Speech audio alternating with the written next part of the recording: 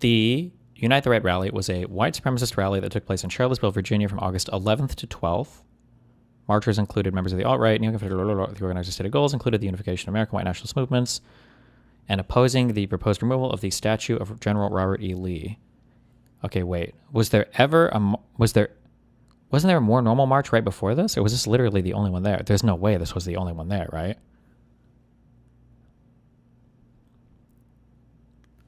Wait, I thought there was a normal one the day before, and then this one was next. Oh, that makes it even worse. if that's the case. Wait, hold on. Charlottesville riot, or Charlottesville march, Robert E. Lee.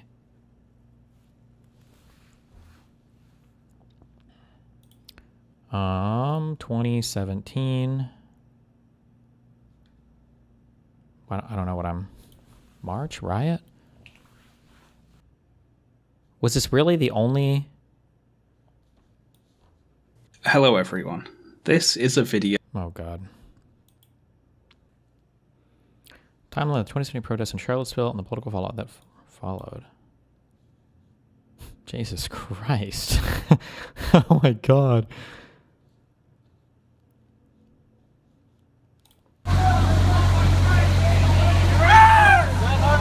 Okay, I'm gonna be honest. I don't know any fucking Nazi symbols ever. Apparently, everything is a Nazi symbol. Should I recognize anything here? Is this a fucking? Isn't this just like the some Confederate bullshit? I don't know. There's the Confederate shit and some KKK and fucking Nazi shit and.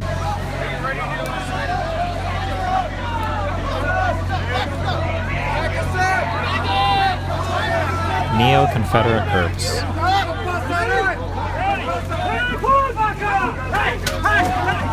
Stay to the side.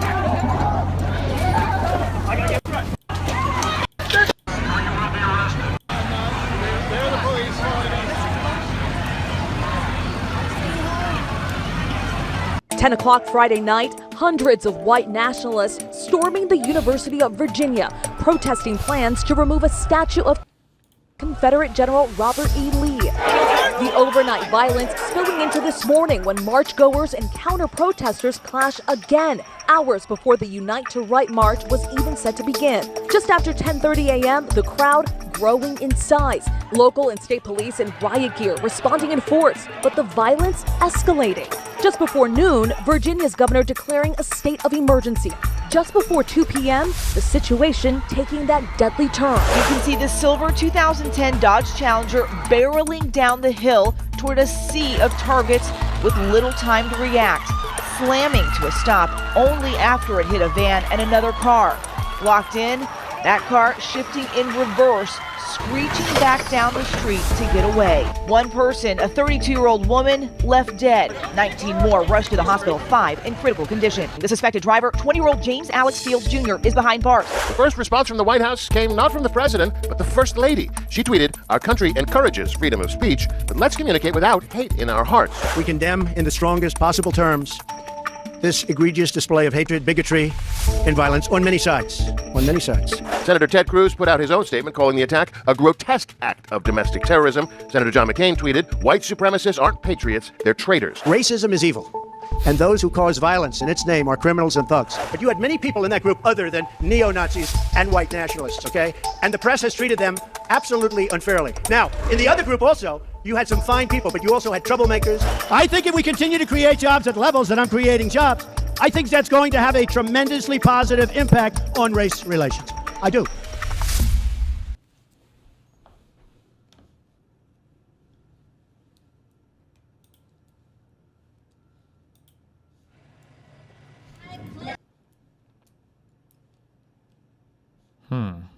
And the hurt is still there. That's what 2 community years members later in Charlottesville are saying 2 years after a deadly rally changed their community. It was today in 2017 when James Fields Jr. plowed multiple people down with his car, killing Heather Heyer and hurting dozens of others who were protesting against white supremacist groups. 10 News reporter Magdala Lusant joins us live tonight where that tragic incident happened. Magdala? The pain is still felt here. The city has closed this road down. Behind me is a memorial where a handful of people have been stopping by to leave flowers and notes for Heather. Many of them telling me today they have not forgotten what happened here. 2 years later, bad memories of what happened. Aaliyah Jones finds it hard to... One people, one nation, and immigration. We're honoring the founding fathers who were white. We're honoring all of the great white men who are being smeared and defamed and torn down.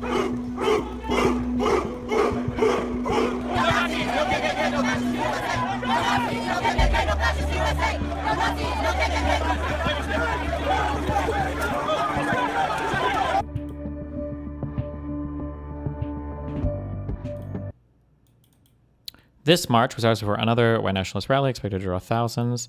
Were there tweets or were there things back then on, it would have been like Parler or whatever else from any like white identitarian or white nationalist or neo-Nazi leaders that were making calls for people to join this or anything? Do we have any of that?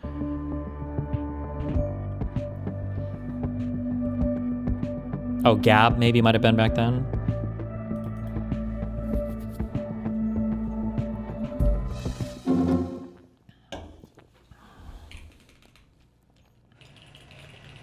Pledge allegiance to the flag of the United States.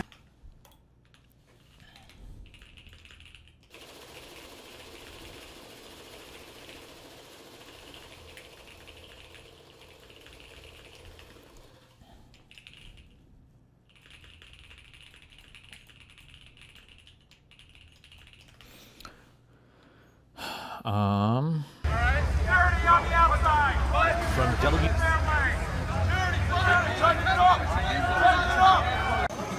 Okay, what the fuck is the Tiki Torch thing also? Is this like a KKK thing? Or what is the origination of the Tiki Torch thing? High energy, high anti-communism levels, huh?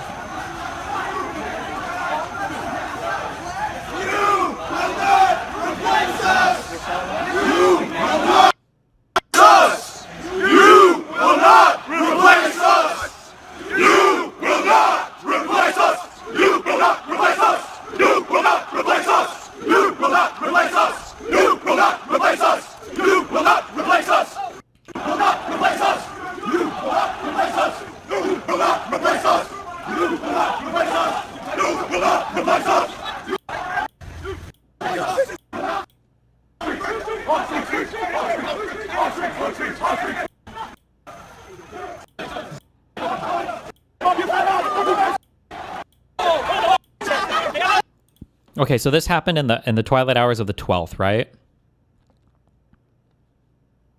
So like past midnight or the night of the 11th, twilight hours of the 12th. When was Heather Hayes, I guess, ran over? Was that earlier on the 11th? Heather Hayes, death. Wait, is it not Heather Hayes? Heyer? Heather Heyer?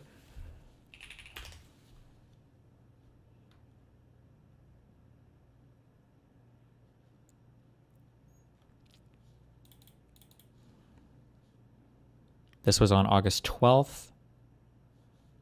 So it would have been the next day.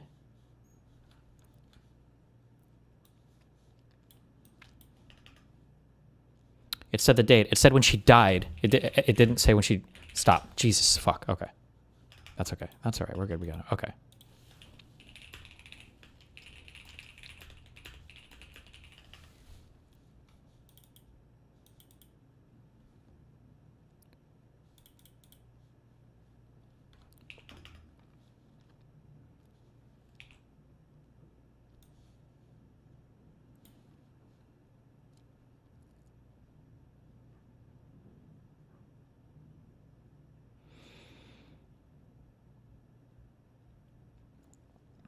Former Proud Boys recruit and Charlottesville resident Jason Kessler obtained the original permit for the Unite the Right rally and briefly became a nationally recognized figure in its fallout.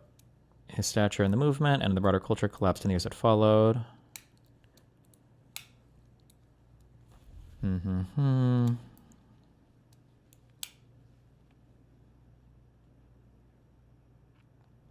Spencer. Baked Alaska.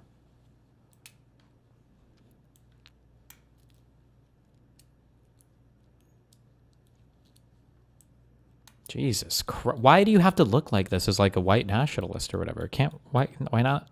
Like, holy fuck. You look like the guy who's cast to be like the racist dude in some fucking movie made by fuck, I can't remember the guy's name.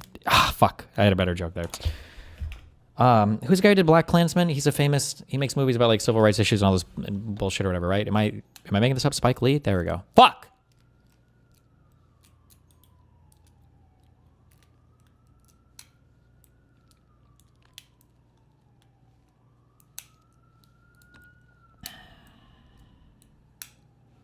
Life imitates art.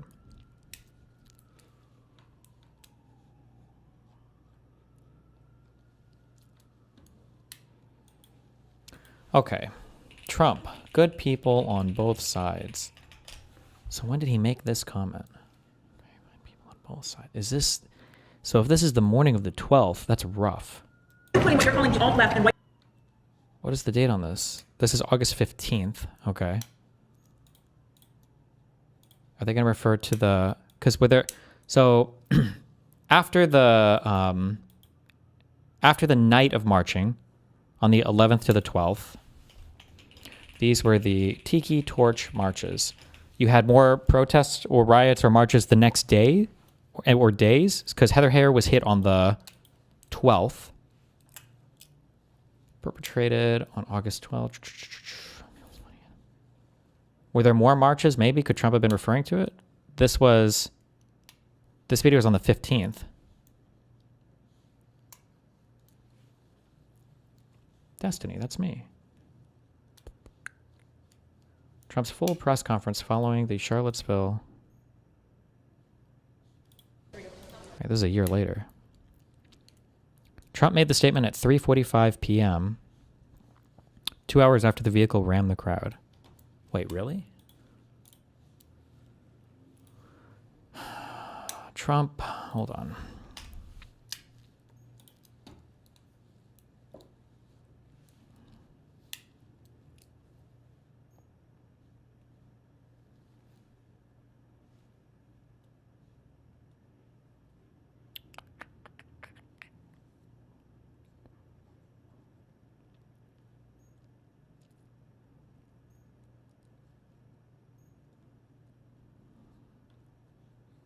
No, I'm looking, the both sides comment is what people get really, really triggered about. That there's a lot of fighting about. Konstantin has made a video about it. Okay, so on the 15th, he's defending his comments that he made on the 12th. That's what it is. Okay.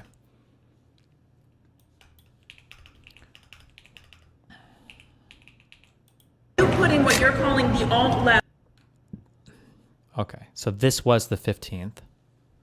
and white supremacists on the same moral plane. I'm not putting anybody on a moral plane. What I'm saying is this. You had a group on one side and you had a group on the other, and they came at each other with clubs, and it was vicious, and it was horrible, and it was a horrible thing to watch. So the only possible thing he could have been referring to here would have been on the night of the 11th, right? Is there any other possible thing? Now, I know there were counter-protesters that showed up, for sure, but it was all of the Nazi, neo-Nazi people and everything else.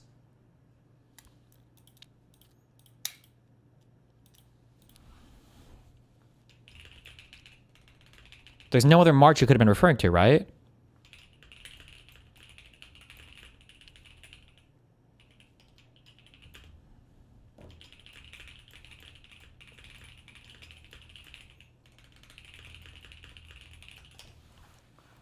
And it was vicious, and it was horrible, and it was a horrible thing to watch. But there is another side. There was a group on this side, you can call them the left, or you've just called them the left, that came violently attacking the other group. So you can say what you want, but that's the way it is. It's on both sides, sir. You said there was hatred, there was violence on both sides. Well, I do think there's blame. Yes, I think there's blame on both sides. You look at both sides. I think there's blame on both sides, and I have no doubt about it, and you don't have any doubt about it either. And if you reported it accurately, you would say. Neo-Nazis started this. They showed up in Charlottesville. They showed up in Charlottesville. Excuse me. Protesting. Excuse me. They didn't put themselves down as you, and you had some very bad people in that group. They showed up in Charlottesville. They showed up in Charlottesville. Excuse me. Protesting. Excuse me. They didn't put themselves down as you, and you had some very bad people in that group. But you also had people that were very fine people on both sides. you had people in that group, excuse me, I saw the same pictures as you did. You had people in that group that were there to protest the taking down of, to them, a very, very important statue and the renaming of a park from Robert. Can somebody find me, where are the three conservatives to watch me? Can somebody find me anything of that? Were there any other marches or anything prior to that wasn't the Unite the Right people that were marching or protesting for the Robert E. Lee thing? Was there anybody else marching there? Robert E. Lee to another name. No, George Washington was a slave owner. Was George Washington a slave owner? So will George Washington now lose his status? Are we going to take down, excuse me, are we going to take down statues to George Washington? How about Thomas Jefferson? What do you think of Thomas Jefferson? You like him? Okay, good. Are we going to take down the statue? Because he was a major slave owner. Now we're going to take down his statue. So you know what? It's fine. You're changing history, you're changing culture, and you had people, and I'm not talking about the neo-Nazis and the white nationalists, because they should be condemned totally. But you had many people in that group other than neo-Nazis and white nationalists, okay? And the press has treated them absolutely unfairly. Now, in the other group also, you had some fine people, but you also had troublemakers, and you see them come with the black outfits and with the helmets and with the baseball bats. You had a lot of bad people in the other group too. Unfairly, sir. I'm sorry, I didn't understand what you were saying. You were saying the press has treated white nationalists unfairly? I didn't understand what you were saying. There were people in that rally, and I looked the night before. If you look, there were people protesting very quietly the taking down of the statue of Robert E. Lee. I'm sure in that group there were some bad ones. The following day, it looked like they had some rough, bad people, neo-Nazis, white nationalists, whatever you want to call them. But you had a lot of people in that group that were there to innocently protest, and very legally protest, because, you know, I don't know if you know, they had a permit. The other group didn't have a permit. So the permit that has to be the Unite the Right people, because those are the ones who got the permit, unless there's another permit, right? Let me tell you this. There are two sides to a story. I thought what took place was a horrible moment for our country, a horrible moment. But there are two sides to the country. Does anybody have a final? Does anybody have? You have an infrastructure. What makes you think you can get an infrastructure bill? You didn't get health care. Well, you know, I'll tell you. We came very close with health care. Unfortunately, John McCain decided to vote against it at the last minute. You'll have to ask John McCain why he did that. But we came very close to health care. We will end up getting health care, but we'll get the infrastructure. And actually, infrastructure is something that I think we'll have bipartisan support on. I actually think Democrats will go along with the infrastructure. Hey there, thanks for checking out.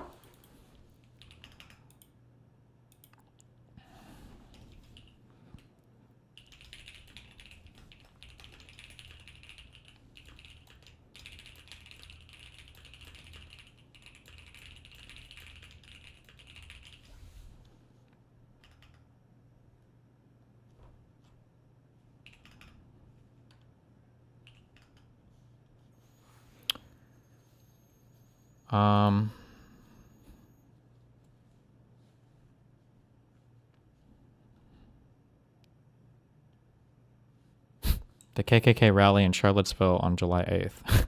Okay. Jesus.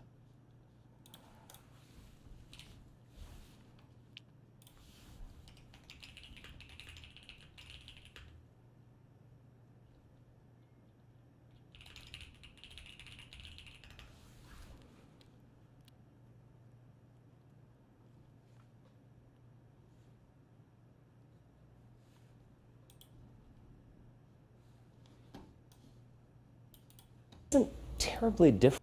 It wasn't terribly different from what he said before. It has a lot of kumbaya and a lot of kind of nostalgia to it. We need to rediscover these bonds that we've had together. I mean, I don't. Does anyone really believe that? You don't believe that was a condemnation? Of me? No. Why? Because I'm not the KKK. I don't engage in violence, and I don't want to rule over other races. So it's not a message about racism and violence that resulted in the death of a young woman. How could you be in two minds about what he was trying to say? Look, I mean, I'm not in two minds. I mean, it's just he was saying vague statements that don't have a lot of meaning, to be honest.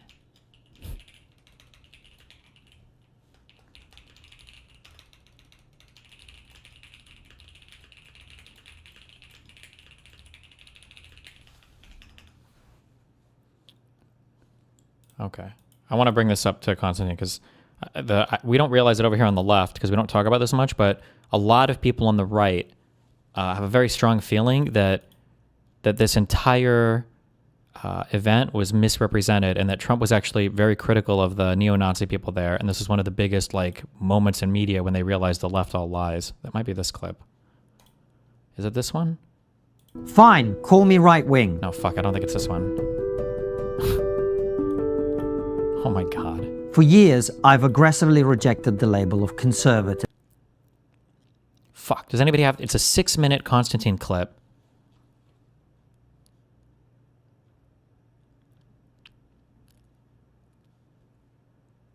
That he posted on Twitter, or video.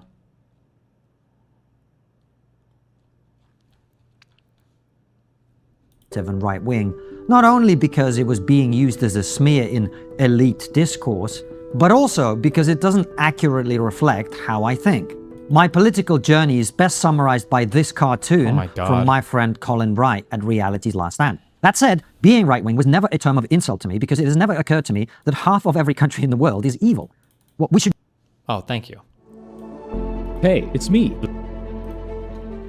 On August 12, 2017, a neo-Nazi deliberately drove his car into a crowd of left-wing protesters in Charlottesville, Virginia, killing a 32-year-old woman called Heather Heyer and injuring 35 others. America and the rest of the world were on a knife edge. The victims were assembled to counter the Unite the Right rally, a demonstration against the proposed removal of a statue of Robert E. Lee, a Confederate general. And oh, okay. So this is how he gets away with it. So that's just a fucking lie, right? Is there any, like, can I see, like, marketing material or something having to do with the Unite the Right, like, who it was? Because he's just saying it was like a general protest rally, but I mean, we've seen the videos. Like, where?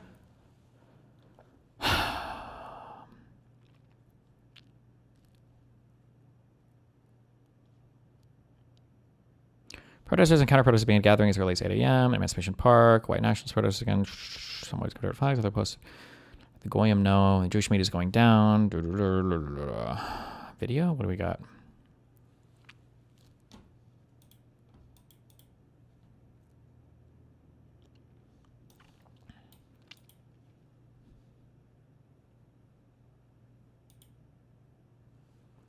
March on Charlottesville, Virginia. Unite the Right.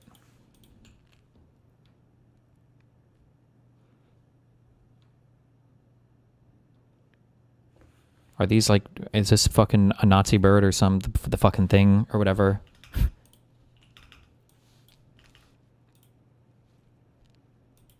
Yeah. Show me, link me what the symbol is or whatever. Pan down and look at the people. Yeah, I see all your Pepes, right? These are Pepes.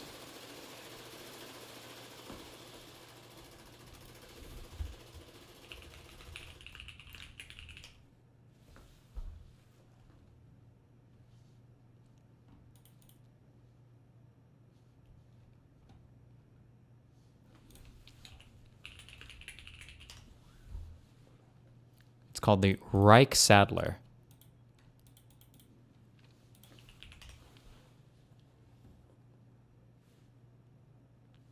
Is that what that's supposed to be? Hold on.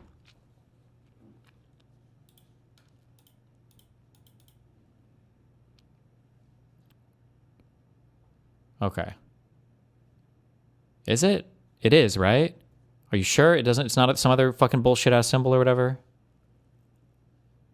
Because they don't have like the swastika thing, but maybe that's to keep it a little bit more mask on.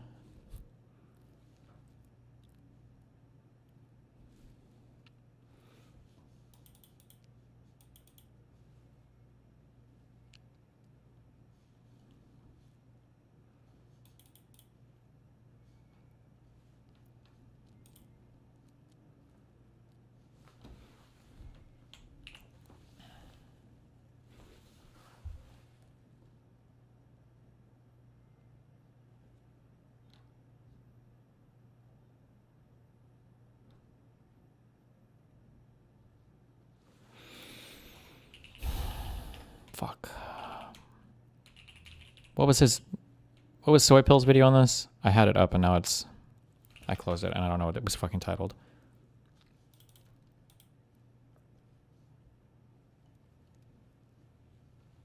President Trump. 1524. We'll run through that real fast. It's Trump's Fine People hoax.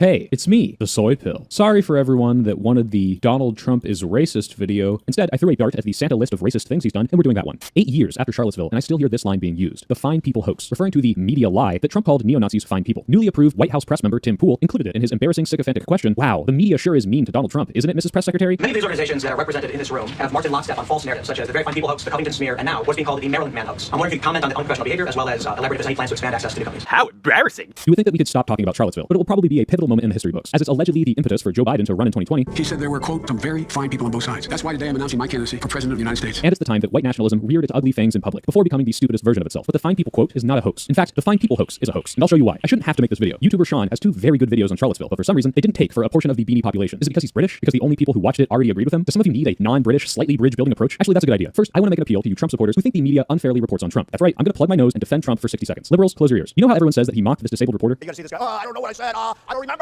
This looks really bad. He's flailing his hands around in a way that suggests imitation of Sergei Kovaleski and his congenital joint condition. But I actually don't think he was calling that guy out specifically. He's done it multiple times since. They said, Senator Cruz, what do you think of waterboarding? I don't want to talk about it. He didn't. Though some say that that's him trying to obfuscate the reporter example. But he also did it a month before. When you see the president of the bank, I mentioned the word regulator. And to someone else in the same speech before the reporter. And I watched the general recently on television, and they said to him, what do you think about it? I said, I just very confident. It seems like this hand-shaking stim is a thing that Trump does for many people, regardless of their joint health. So he probably wasn't singling this guy out. It turns out he makes fun of all sorts of people by flailing around and pretending he's physically and or mentally disabled. It's like if he called everyone he hated retarded, and then one day called a mentally disabled reporter that he didn't like retarded, which is better?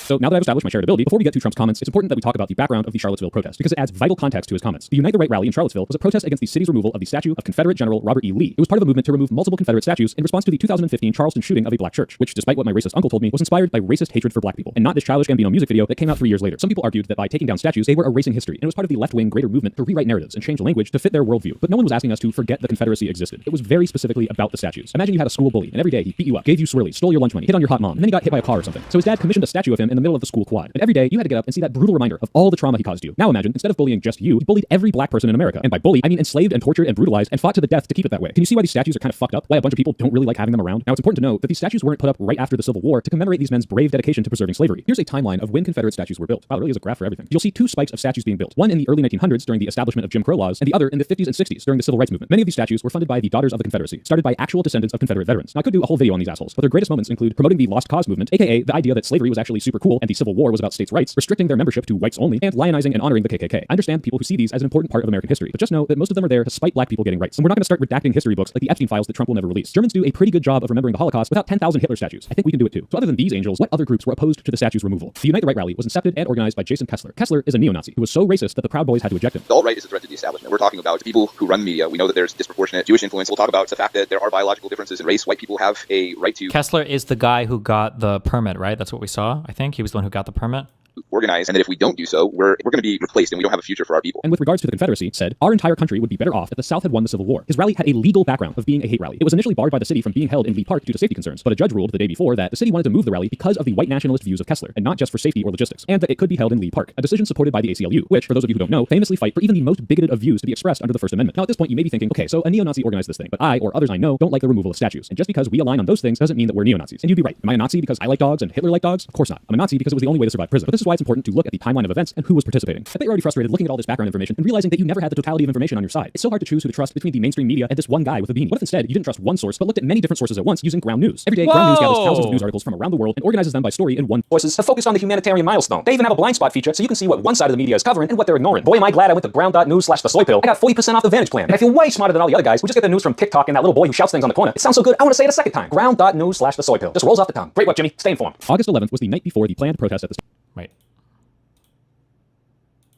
Let me use the restroom real quick. Hold on.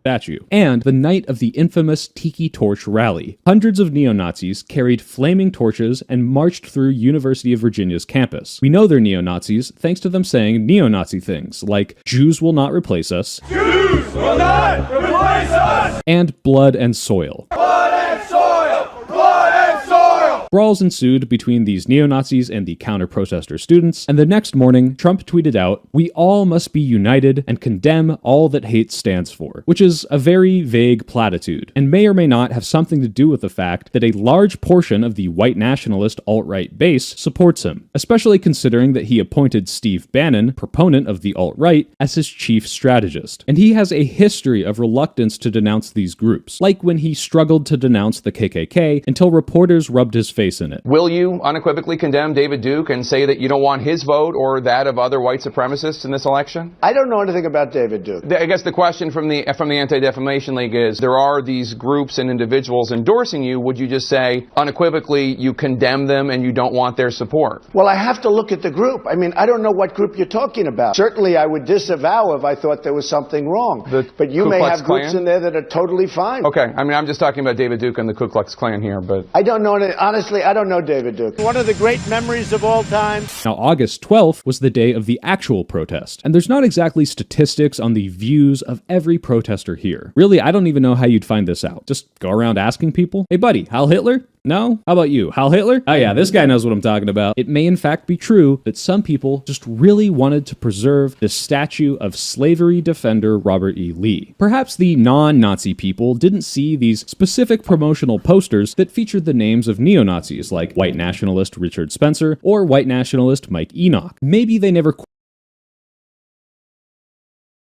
Oops, I didn't even read the names on that poster. I was so busy looking at the iconography. Wait, link me that poster again? questioned that the movement they were supporting was being promoted by David Duke of the KKK, also a scheduled speaker. Honestly, I don't know David Duke. Maybe they missed the headlines ahead of time from the media that said, Charlottesville prepares for a white nationalist rally on Saturday. That's a good one. Wait. I'm from the media that said, Charlottesville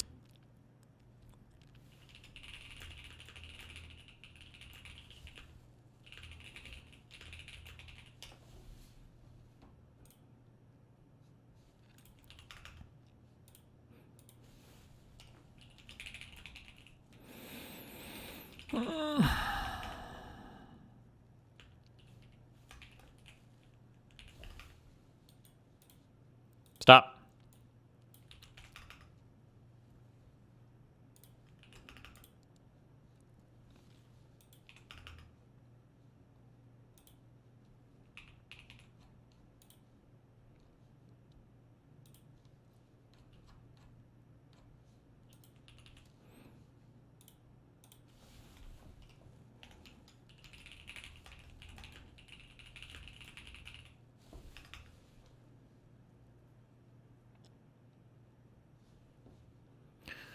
Let's see, featuring names like Richard.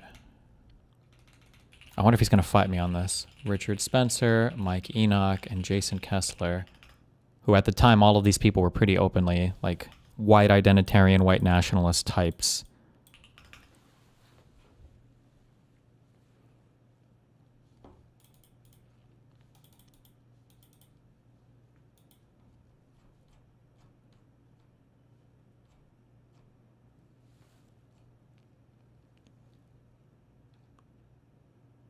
Pivotal moment for the pro-white movement in America. God damn. Okay.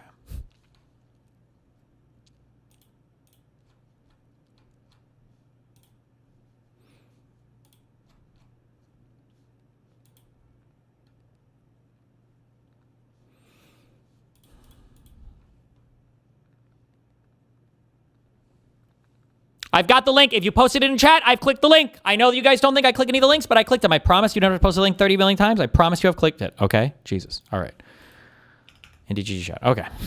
Charlottesville prepares for a white nationalist rally on Saturday. Maybe when marching around that day, they didn't notice that they were side by side with white nationalist groups like the actual KKK, Identity Europa, the Daily Stormer, people Nazi saluting, people holding Nazi flags of various varieties, people chanting things like gas the kikes, race war now. Now call me crazy, but if I went to a Bernie Sanders rally and saw one, if not all of these things there, I would leave and denounce Bernie Sanders as a virulent anti-Semite. Who long has the 1% owned the vast majority of slaves? I'd also like to highlight this quote from Robert Trakinski, a self-described statue defender, who said, I live in the Charlottesville area, and I know very fine people who oppose the removal of the monuments based on high-minded notions about preserving history. I'm one of them. So I know that we weren't there that night. Only the white nationalists were there. And this is where we can finally bring Trump's first vocal comments in. 2 hours after his vague tweet, he held a press conference, which he opened like this. We condemn in the strongest possible terms this egregious display of hatred, bigotry, and violence on many sides. on many sides. Notice that everything up till many sides is what was written on his paper, and he himself added the many sides part because he personally felt the need to make that equivalence. This is before the fine people comment, and may in fact be worse, as he's drawing some false equivalence between people there to counter-protest a rally organized by neo-Nazis and neo-Nazis. Now, what bigotry existed on the counter-protester side, we aren't sure, because Trump didn't say. But if someone can provide me with footage of the BLM tiki torchers running around chanting "Jews will not replace us," let me know and I'll amend the video. Trump also said, "We must love each other, respect each..." Are there any, so he talks about like all the violent people with bats and everything. Is there video footage or is there hospital records or anything? Did anybody on the right get like injured or killed or anything else besides the Heather Heyer thing? Each other and cherish our history and our future together. Notice he slips in that history bit, as if to chastise the counter-protesters or anyone who wanted these Confederate statues down, and give credence to the idea that wanting to keep them up is just about preserving history. Just to remind you, neo-Nazis organized this protest, and they want these statues up because they lionize the enslavement of black people. And finally, when the reporters asked him to denounce the white nationalists, he ignored them and walked away. Mr. President, a number of the white nationalists... Mr. President, do you want the support of these white nationalist groups who say they support you, Mr. President? Mr. President, have you denounced them strongly enough? Neo-Nazi magazine, The Daily Stormer... What day was this? What was the date of this? Statues up because they lionize the enslavement of black people. And finally, when the reporters asked him to denounce the white nationalists and neo-Nazis. Now, what bigotry existed on the counter-protester side, we aren't sure, because Trump didn't say. But if someone can provide me with footage of the BLM tiki torchers running around chanting "Jews will not replace us," let me know and I'll amend the video. Trump also said, "We must love each other, respect each other, and cherish our history and our future together." Notice he slips in that history bit, as if to chastise the counter-protesters or anyone who wanted these Confederate statues down, and give credence to the idea that wanting to keep them up is just about preserving history. Just to remind you, neo-Nazis organized this protest, and they want these statues up because they lionize the enslavement of black people. And finally, when the reporters asked him to denounce the white nationalists, he ignored them and walked away. Mr. President, a number of the white nationalists... Mr. President, do you want the support of these white nationalist groups who say they support you, Mr. President? Mr. President, have you denounced them strongly enough? Neo-Nazi magazine The Daily Stormer was pleased with Trump's response, saying he refused to even mention anything to do with us. When reporters were screaming at him about white nationalism, he just walked out of the room. Fuck. Is this website still up? That's a good quote.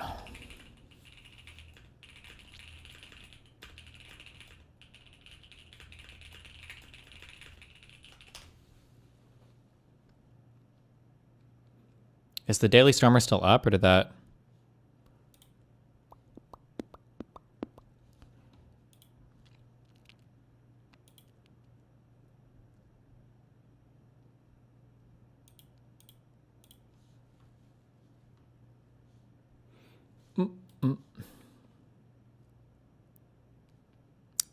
This was all on August 12th. Okay.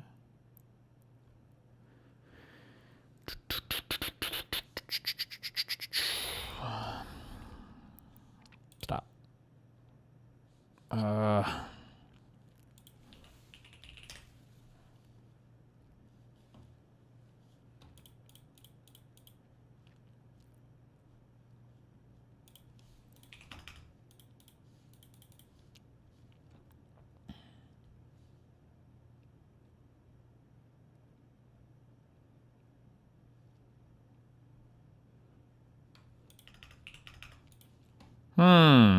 Is this archive site down?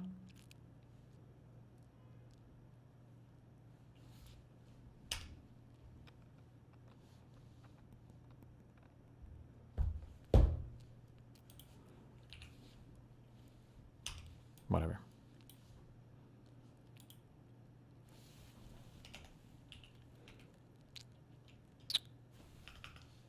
Anglin. Is that like a white nationalist guy? Or an author of the Daily Stormer? Oh, Andrew Anglin. Is that him?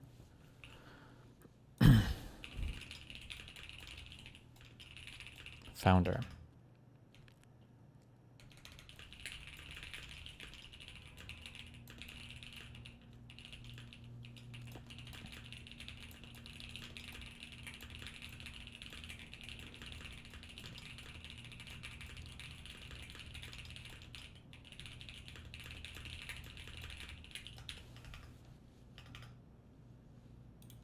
They were happy he didn't call them out and felt bolstered by it, just like the Proud Boys when he told them to stand back and stand by. But are you willing tonight to condemn white supremacists? I'm willing to do anything. I want to see peace. Then do it, sir. Say it. Give me a White name. supremacists and White white supremacists and white supremacists. Stand back and stand by.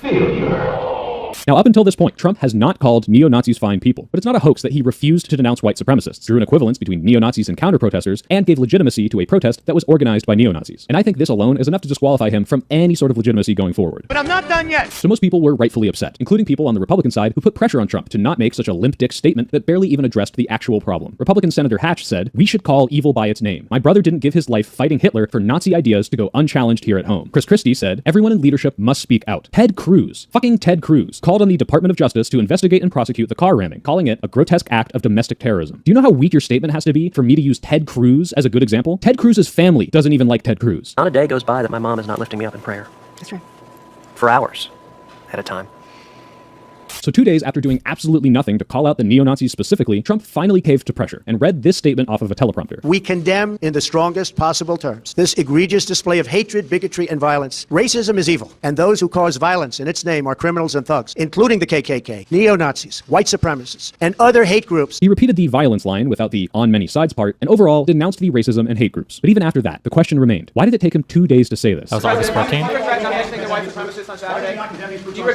His statements were also wooden and hollow. As opposed to Trump's usual rambunctious speeches, it gained him the reputation of authenticity and telling it like it is. What he and Kamala really think of our supporters, he called them garbage. No way. No way.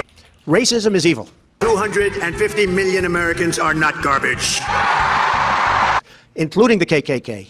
It's almost like he's being forced to say it, like a child whose mom makes him say sorry. Go on. Sorry. People might point to this speech and say, see, he said the thing you wanted them to say, which in isolation is good, but knowing how long it took him to say it, how clearly forced and inauthentic it seemed compared to his other speeches, and what he said right before this left many unsatisfied, especially when he refused to address the context. Even Richard Spencer dismissed Trump's second statement as hollow and said that he believed that Trump had not denounced either the alt-right movement or white nationalism. And finally, 3 days later, we come to the Fine People speech, which was supposed to be a speech about the economy, but reporters were finally able to ask him questions. Notice that when repeating his original statement, he leaves out the many sides part again, almost like he knows how bad it looks. As I said on, remember, the Saturday, we condemn in the strongest possible terms this egregious display of hatred, bigotry, and violence. But after fighting with the reporters for a while, he just couldn't help himself. So here's the famous clip with all of the context. And you had some very bad people in that group, but you also had people that were very fine people on both sides. And you had people, and I'm not talking about the neo-Nazis and the white nationalists, because they should be condemned totally, but you had many people in that group other than neo-Nazis and white nationalists, okay? And this is the crux of calling it the Fine People hoax, because while most of the media accurately reported on his statements, some people referred to this moment as Trump called neo-Nazis fine people. Yeah, he did call out white nationalists, because they should be condemned totally, but you had many people in that group other than neo-Nazis and white nationalists, okay? And this is the crux of calling it the Fine People hoax, because while most of the media accurately reported on his statements, some people referred to this moment as Trump called neo-Nazis fine people. Yeah, he did call out white supremacists directly in this speech. And yeah, he didn't verbatim say, I, Donald Trump, love Nazis and Hitler and the KKK, and think they're very cool actually. But this is to ignore all the context I just showed you about who organized it, the speakers, the flags, who actually murdered someone, and everything else that happened in Charlottesville that made it blatantly obvious that this was a white nationalist rally populated by almost exclusively white nationalists and maybe some very blind and deaf statue lovers. None of that is in dispute. In the face of all that, Donald Trump said that there were fine people on both sides, when one side was neo-Nazis. And on top of that, he also said, there were people in that rally, and I looked the night before, they were people protesting very quietly the taking down of the statue of Robert. Oh, wait. This is before the car accident. How do you salvage that? Who did he see the night before? That was the tiki torches. Who could he possibly be referring to there? What the fuck? Who is he talking about? Sides, when one side was neo-Nazis. And on top of that, he also said, there were people in that rally, and I looked the night before, they were people protesting very quietly the taking down of the statue of Robert E. Lee. So even when referring to the night before, August 11th, the rally where the only people there were the neo-Nazi torch-carrying ones, he still said that there were good people on that side. And cherry on top, he knew that they had a permit. I don't know if you know, they had a permit. You know, the one that Jason, the one that Kessler got, right? Was held up due to Kessler being a neo-Nazi and approved after acknowledging that despite him being a neo-Nazi, he should still... They have the right to protest? When I make a statement, I like to be correct. If Trump supporters still want to cope here, I guess you can stay believing that he's genuinely so stupid that even the entire intelligence apparatus of the White House couldn't convince him of something so plainly obvious. And now that man is running the country. There was no way of making a correct statement that early. So notice the trap of the right calling it the fine people hoax. The media narrative was never Trump said verbatim that neo-Nazis are fine people. But if you didn't read these articles and you just heard the fine people comment, you may have just repeated the idea Donald Trump called neo-Nazis fine people. Like Adam Conover, who knows absolutely nothing about this, giving Tim Pool a win. The very fine people hoax? I remember the line, yeah. I've never called Nazis fine people. He said there were very fine people on both sides? Except the neo-Nazis and white nationalists who should be condemned totally. He said that? Holy shit! You don't read the fucking news! This is what fucking blows my mind! No, I just don't have Even though, as per Tim's usual reading skills, he did not scroll down to read the paragraph that said this. Editor's note. The Snopes thing is crazy. I cannot believe that Snopes even wrote this fucking article. Some readers have raised the objection that this fact check appears to assume that Trump was correct in stating that there were very fine people on both sides of the Charlottesville incident. That is not the case. This fact check aimed to confirm what Trump actually said, not whether what he said was true or false. For the record, virtually every source that covered the Unite the Right debacle concluded that it was conceived of, led by, and attended by white supremacists, and that therefore Trump's characterization was wrong. You don't read the fucking news! Obviously, it's good to give the context and to discredit people like Tim Pool as bad faith liars. Oh hey look, it's a picture of Tim Pool trying to hide his face while he sits with several neo-Nazis, some of whom were at the Charlottesville rally. But it's also important to recognize the Obviously, it's good to give the context and to discredit people like Tim Pool as bad faith liars. Oh hey look, it's a picture of Tim Pool trying to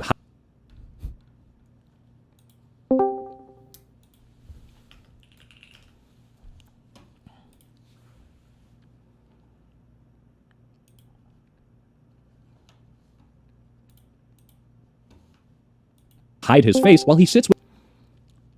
Okay, hello? Oh, dog, can you hear me? Hi. Okay, there's one thing that drives me fucking crazy that is part of my personal martyrdom when it comes to fighting, fake news, bullshit, stuff that I will never give up, okay, like the J6 insurrection stuff, COVID stuff, whatever, okay? Another one of these is, I don't know if you're aware of this, I think you are, because I'm watching a video you made on it, and I know you've talked about it before, but you understand the entire, liberal media establishment completely capitulated on the very fine people comment? They capitulated insofar as they said, hey, actually he didn't say this verbatim. Yeah, there's fact check sites and most liberal media's yeah, we fucked that one up. Who could you tell me in the strongest and the most steeliest of steelmen possible, who the fuck was Trump referring to when he said there were some very fine people there the night before Heather Hayes got ran over? Who could he have possibly been referring to when that was the Tiki Torch marches, the Unite the Right Kessler? Who? Can you tell me who? Oh, yeah, I don't think there's a good explanation for it. I think the only perfect possible steel man, oh my God, I'm stacking layers of charitability and everything. Yeah. Bullshit. Yeah, it's got to be, someone went up to Trump. He didn't even see it. This is like the Renee Good video. He didn't even watch the thing. He just heard, hey, some people just want this statue to not be taken down. And so he didn't even know what the fuck was going on. That's like the most charitable reading of it. But otherwise, no, it's fucking completely undefendable. For the same people that want to say that the majority of BLM riots were riots or protests were riots or whatever else. Yeah, I don't know. It just seems, I don't know, because I'm searching, I'm looking, I'm searching, okay? I have the Unite the Right stuff, which I know Kessler got the permit for, who is, I don't think Kitchen or Constantine will fight me on him being a fucking white nationalist.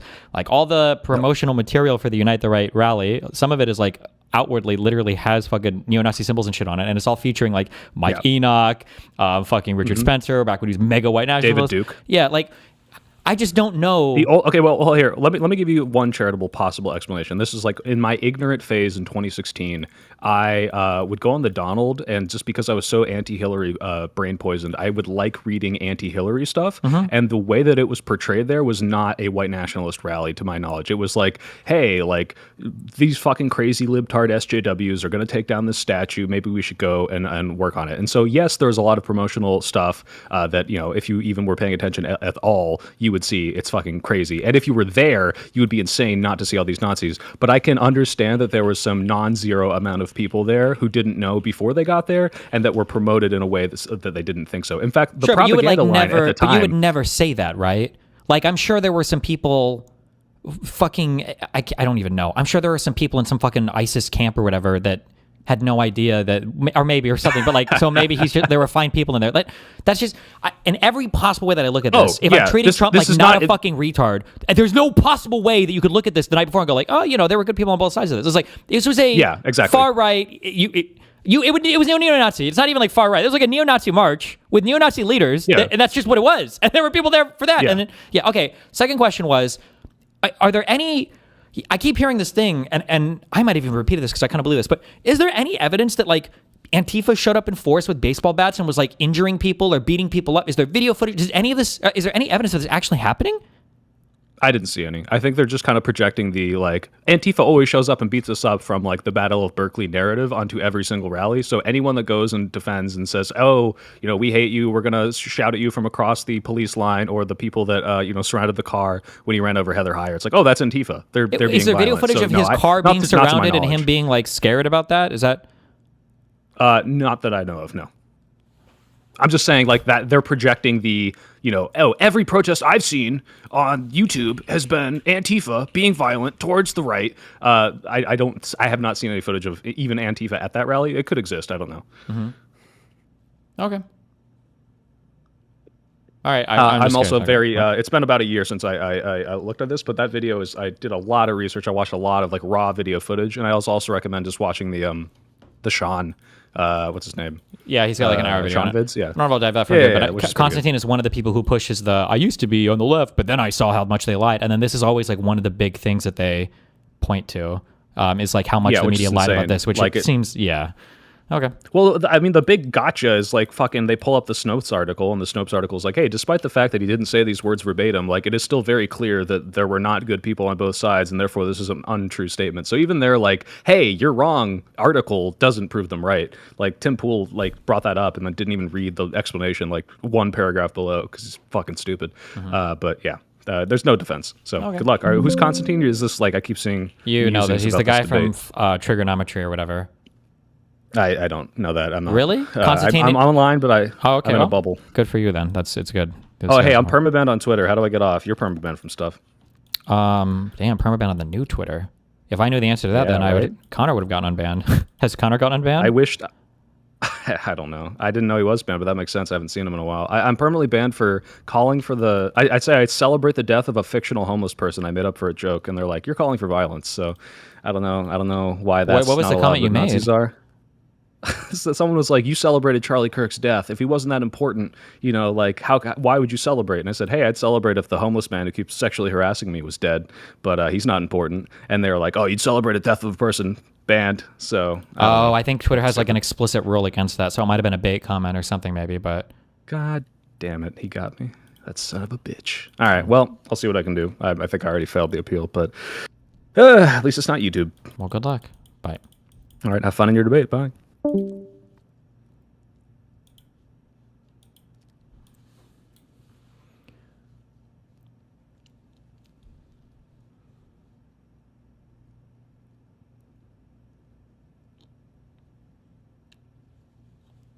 Oh, Jesus. Wait, really?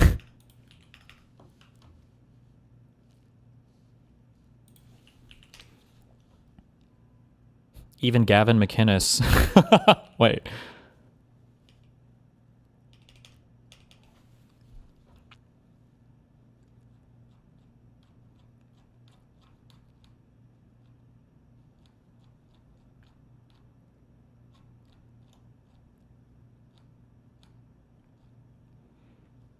This is August 12th, 2017. This is 2 hours after Heather was hit, or a few hours after. The so-called race war in Charlottesville is all white people. It's more a racism war. Glad hashtag Proud Boys disavowed. Okay.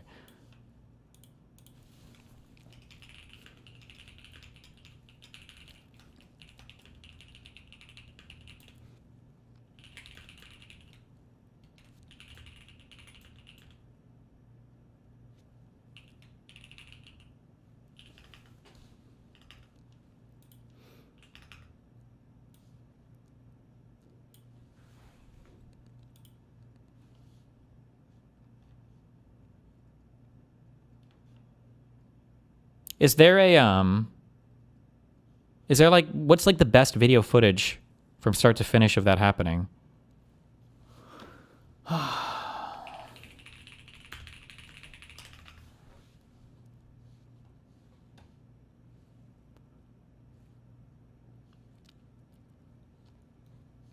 Heather was killed at 1:41 Eastern time. Oh, was it? Okay. I should have that. Wait.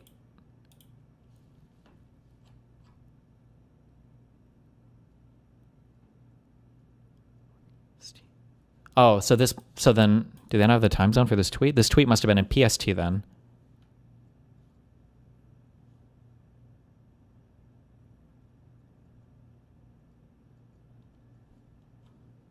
Because this was at 11. Oh, this is PM too. I'm retarded. Forget it. Never mind. I'm thinking noon, 12 p.m. Just kidding. Forget everything.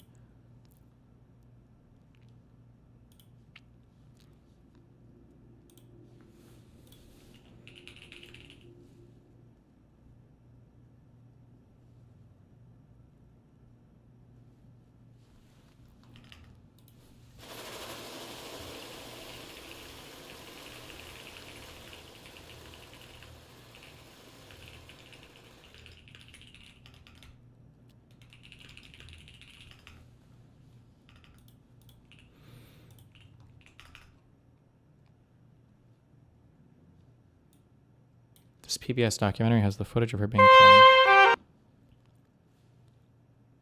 You know what? This is a watch people die clip. We're gonna find this. Show me the footage. I don't trust these sites. Okay. Oh shit.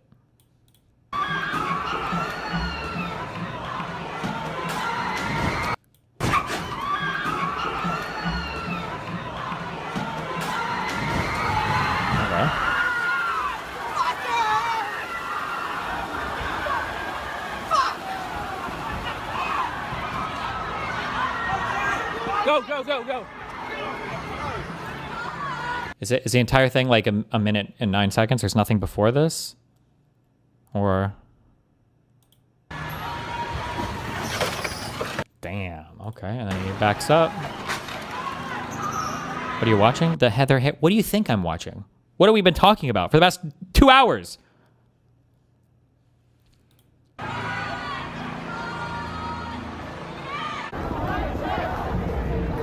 We found a group of resistance, a large group marching.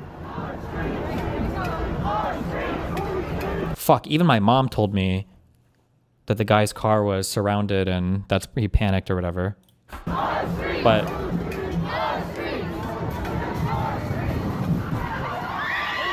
Jesus. It doesn't seem like it though. It seems like the guy just saw like a crowd of people and fucking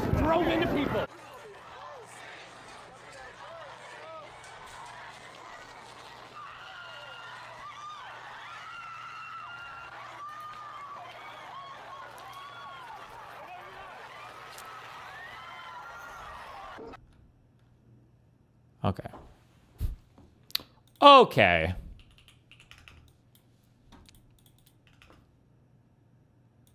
Oh my god, a drone captures it.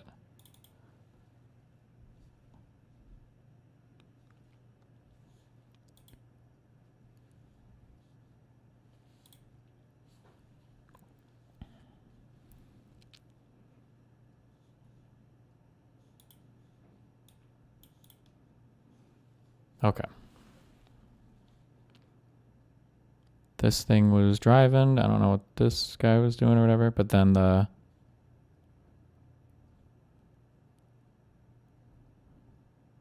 Wait, this isn't the car, is it? It's the one from behind, or... Oh wait, I actually don't know. Now, hold on.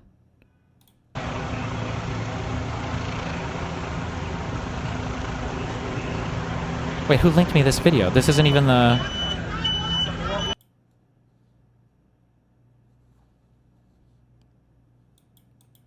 Or wait, actually, hold on.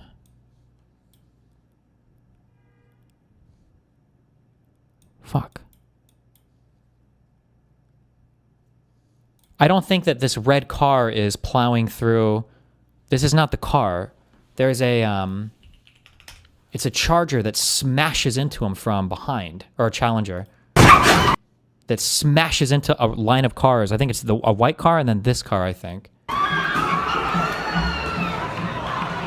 He full-on guns it, hits him from behind, and then backs up and pieces the fuck out at maximum fucking speed.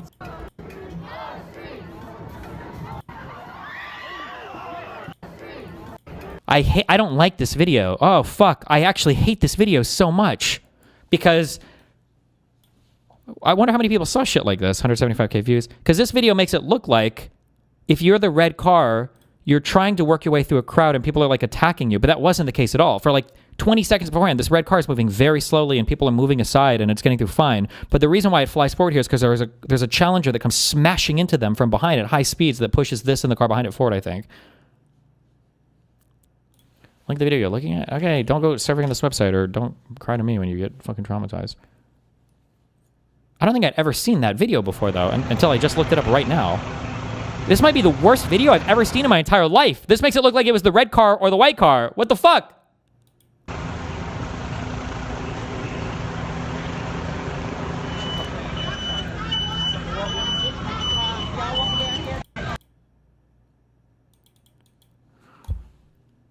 Like, this car that's smashed in the back right here is smashed because the car that actually did this is the one that hit this car from behind.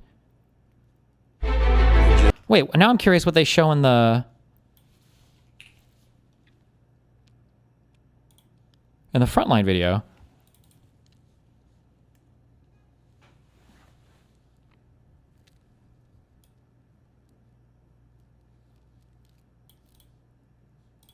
Violence before Charlottesville. But kind of a multicultural Rob Rundo's group. Because I should just look for Heather.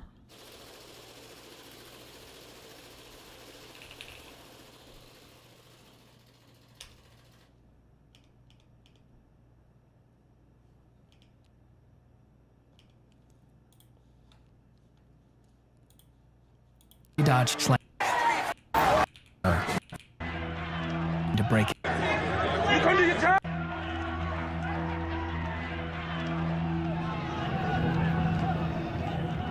Then at 1:45, the brawling turned into something else. An act of terror. Oh, there you can see it. Yeah, that's what this is. Okay.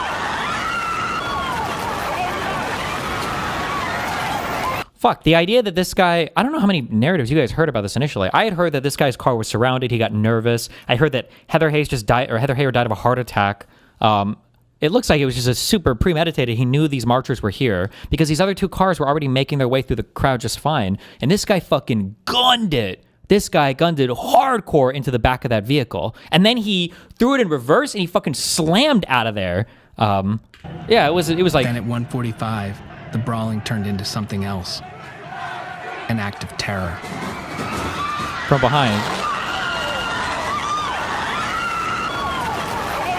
And then he throws it in reverse and gets the fuck out.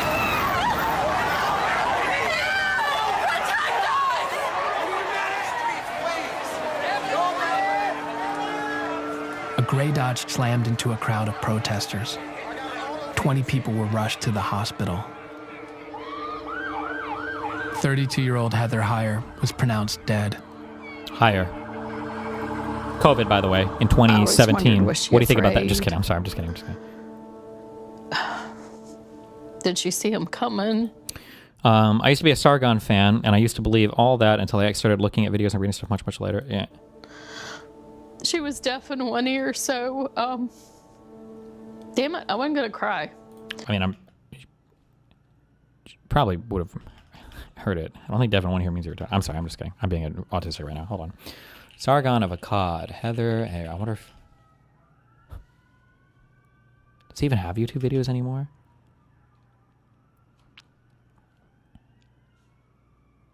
God. Sargon of Akkad and Dave Rubin. Gamergate, man. That's the real moment our culture went off the rails. It was Gamergate.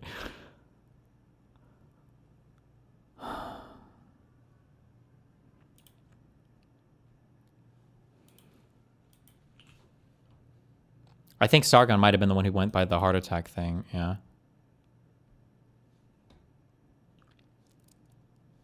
Okay.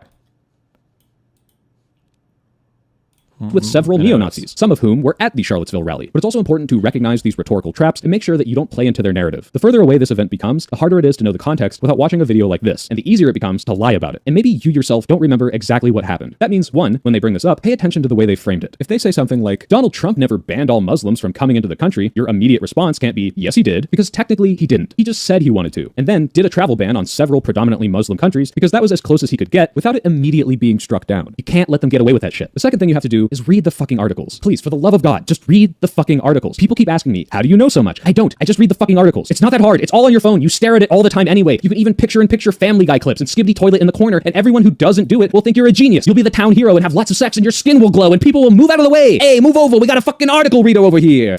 I'm almost at 100,000 subs, which means there's plenty of them to trickle down in my segment, Oops, All Ladders. Today's feature is Downtown Dialogue, who made a great video about voting that mixes street interviews with actionable goals. He seemed to put a lot of effort in, so no one tell him that I would have promoted him if he posted a 20-minute black screen that just said, vote. If you want to be featured on Ladders, email me at thesoypill@gmail.com with the subject line, Ladders, and your channel name. As always, thank you to my patrons. And seeing as it's Pride Month, The following people are gay. Ash, Anita Bonghit, Astra Cosmos. Okay.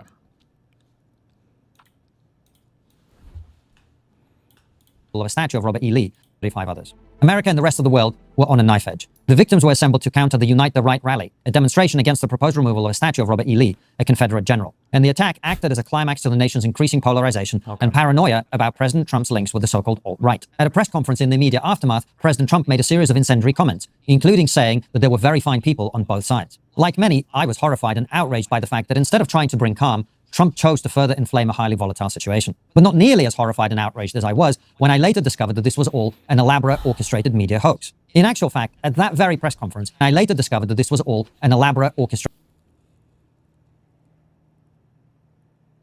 He links a Politico article here. Trump's comments on white supremacists. Politico. Is this just a this is just a transcript of the August 15th? Okay. Sargon heart attack.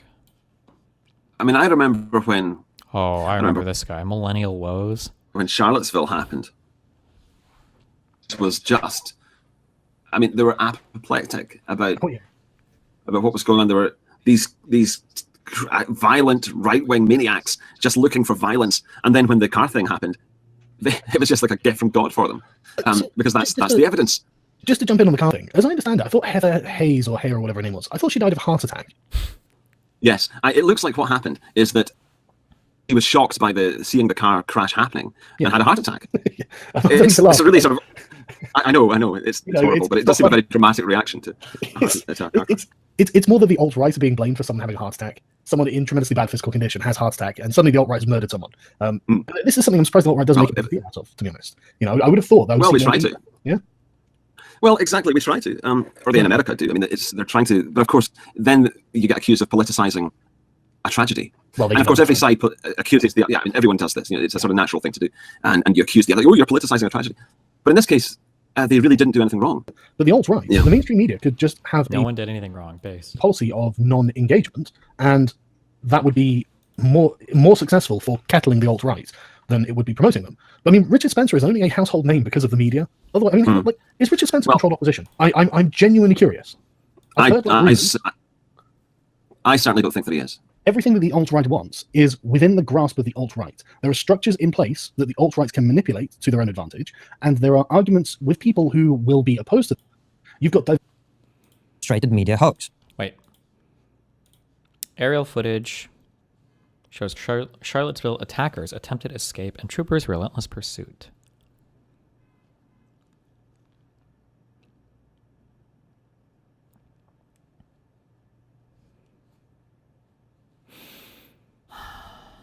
Whoa.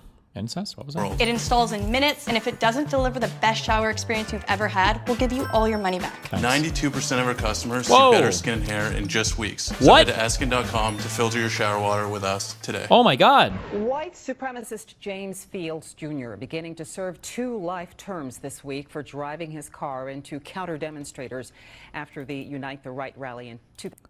I linked the helicopter POV. It's shit, but both helicopter pilots died that day in a crash? What? Like unrelated or? 2017. Only on News 4, we're now able to show you some of the key evidence prosecutors used to argue for that life prison term. Northern Virginia Bureau Chief Julie Carey joins us with a view of the chaos from that day that we haven't seen before. Julie. Pat Leon, it is the view from above, from the Virginia State Police chopper, the chopper that crashed later that fateful day in Charlottesville, killing both on board. You'll hear one of those troopers' voices in this story. But what that video shows is that in his final hours, he was determined not to let James Fields get away. Hold on. Video from the ground, the One Unite sec. the Right protesters had cleared out of Charlottesville, the counter demonstrators marching together in a joyful mood until this. Listen as the state troopers watching from above see James Fields' car barreling down 4th Street. Oh my God, that car just drove through him. What? Really? What? This guy sounds like he's like 17.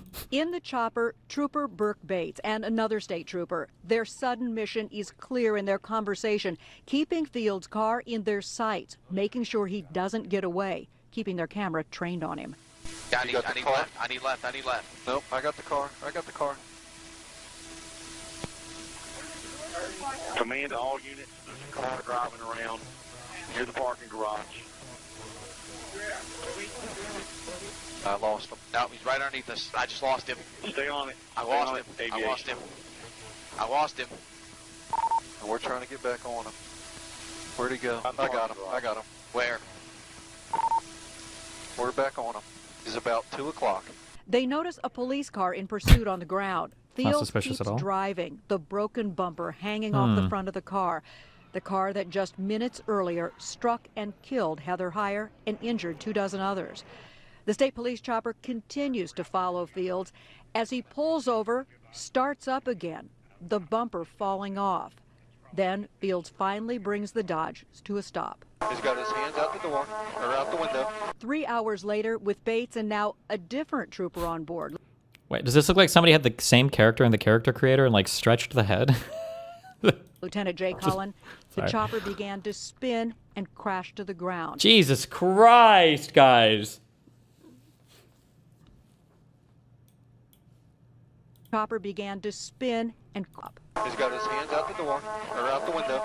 3 hours later, with Bates and now a different trooper on board, Lieutenant Jay Cullen, the chopper began to spin and crash to the ground, killing both men on board. Some of Bates' final hours spent making sure a racist killer was brought to justice. Well, all right. It's so not all that's right. one pair of glasses. okay, anyway, sorry. Back to this. All an elaborate orchestrated media hoax. In actual fact, at that very press conference, President Trump made it clear that his comments were describing peaceful protesters who opposed the removal of the statue, saying, "I'm not talking about the neo-Nazis and white nationalists because they should be condemned totally." But the media cut his comments out of context and ran headline after headline claiming he was defending the very people he just condemned. His comments out of context and ran headline after headline claiming he was Okay. This is Trump defends white nationalist protesters. The Atlantic.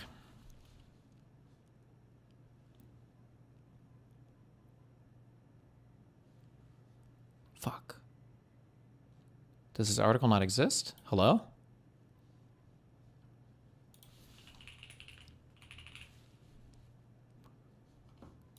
Nope, we got it. Okay.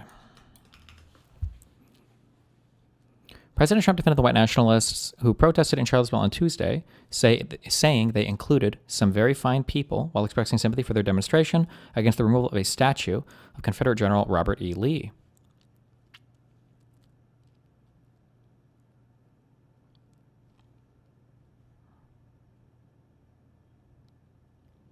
I mean, this is true, right?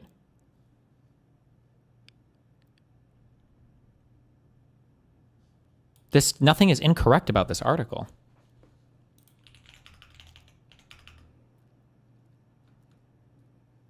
I'm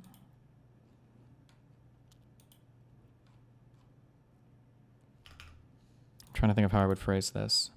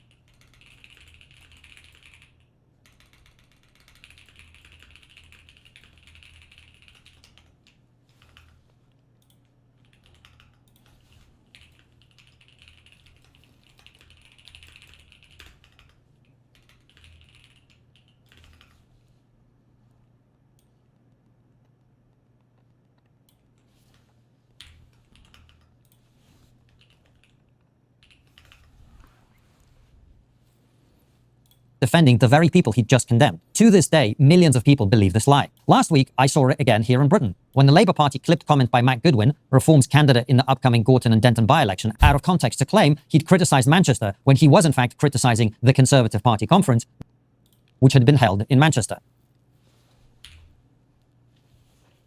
Criticised Manchester.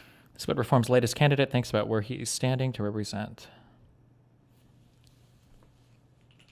In his own words. 3.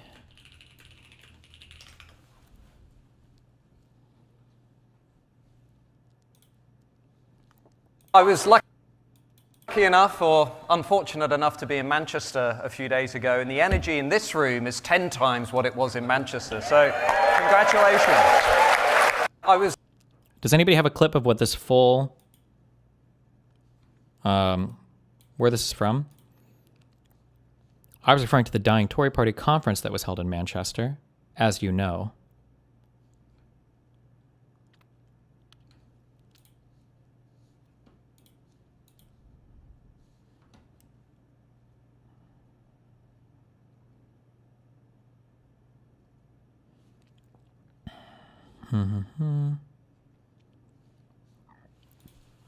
Times. Matt Goodwin conference? Is that what you call?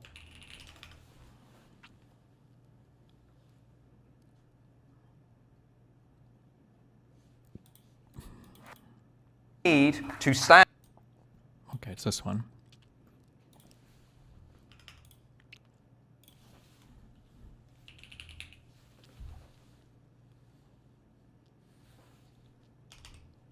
Right in the beginning.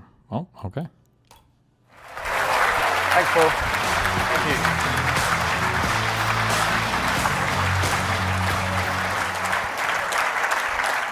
Well, good afternoon, conference.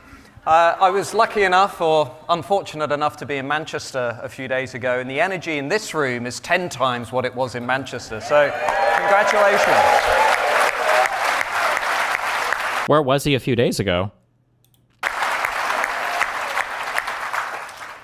I've never had this many people in any of my university lectures, by the way. But in all seriousness, you should not be here. Was it a Tory party conference? Is that... I'm guessing he was at the Tory conference? You should not be here. Why do I say that? I say that because we shouldn't have these problems today in society that would necessitate you guys to come out. Because had the ruling class in this country understood what Brexit was really all about, lowering immigration, leveling up the country, controlling the borders, pushing back on tax and regulation, reforming the institutions, giving people a voice.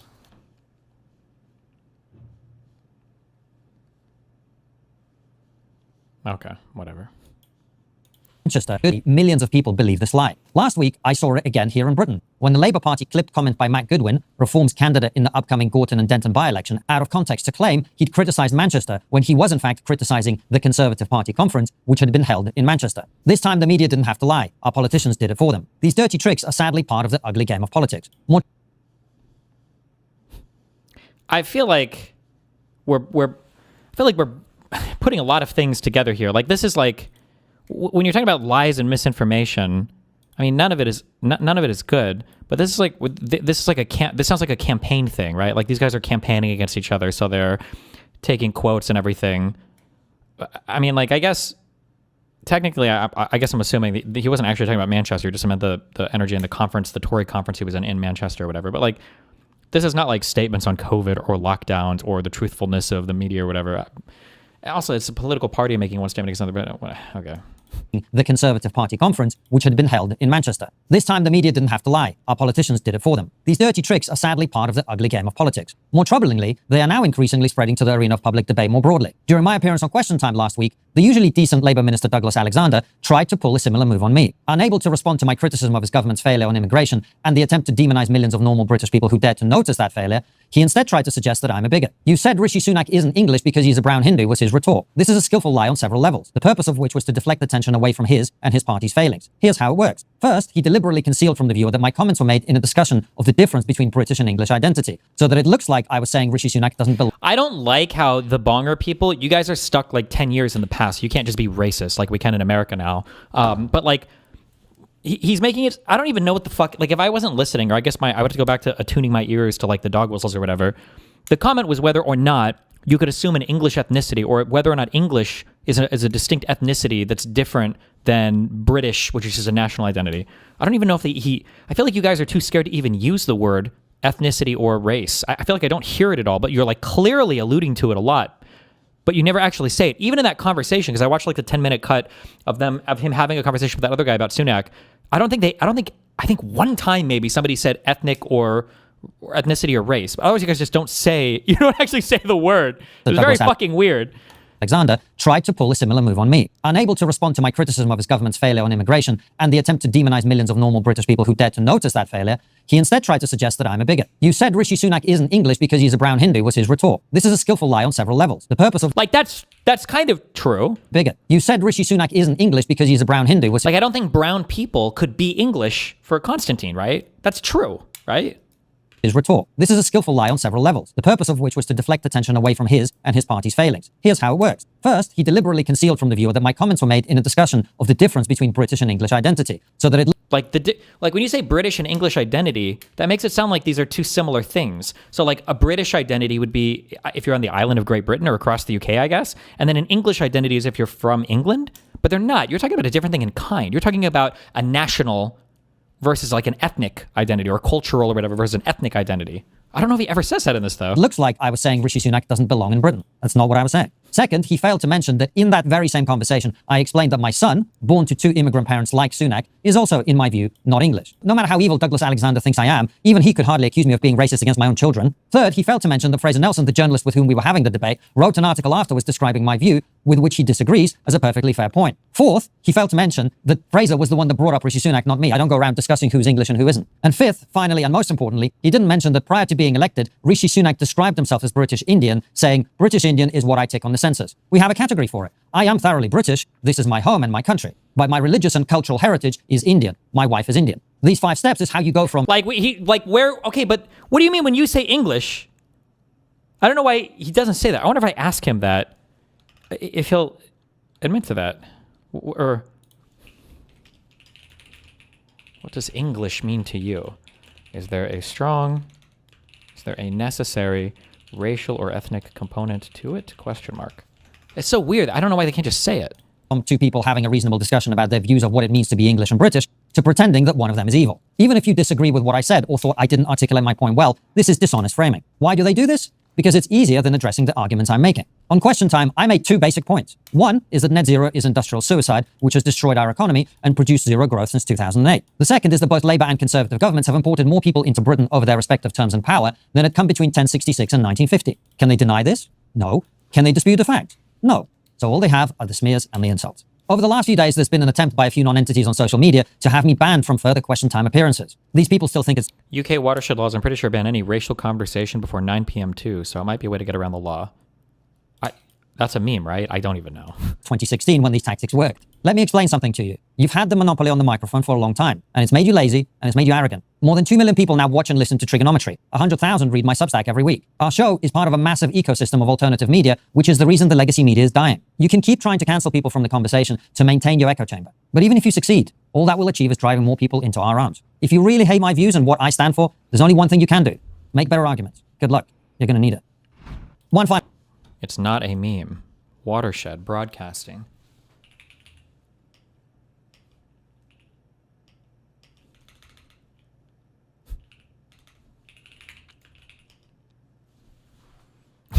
Okay, don't even, okay, Jesus.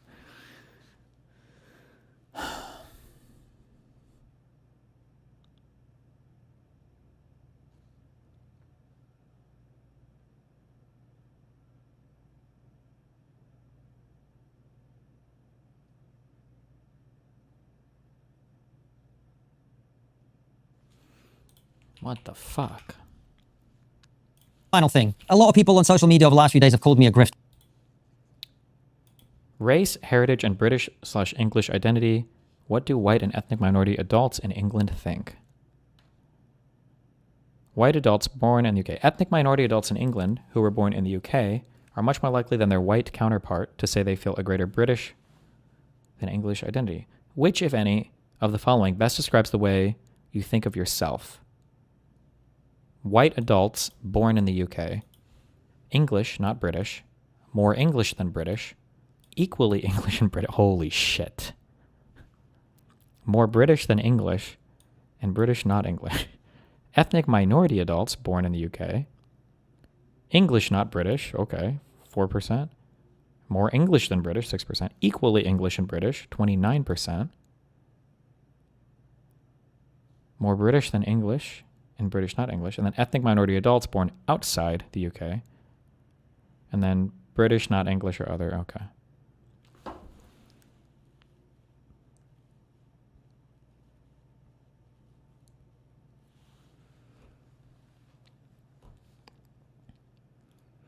Are Britishness and Englishness based on family heritage, being born and raised, or on citizenship? First respondents, which of the three descriptions come close to their view on Englishness and Britishness? A heritage conception.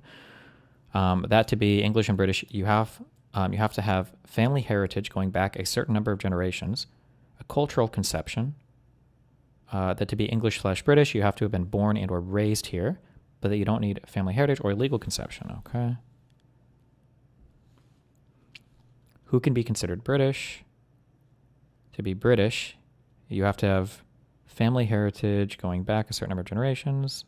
Who can be considered English? 32%. Okay.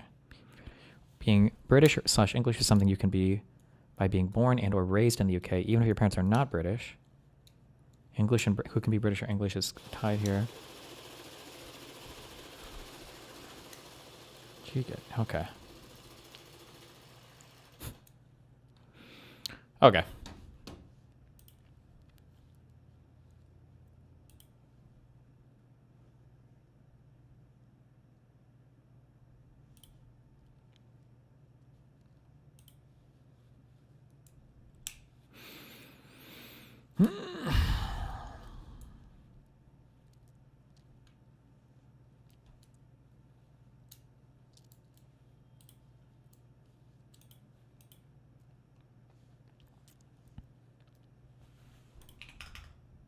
What is this? Don't care about this. Don't care about this. Don't care about this. This. And because of that, I'd just like to remind you, you can find my work at www.konstantinkissin.com and of course trigonometry at triggerpod.co.uk. Most people think they're informed. In reality, they're selectively informed. Modern media doesn't just tell stories. It quietly decides which ones you never hear about. Okay.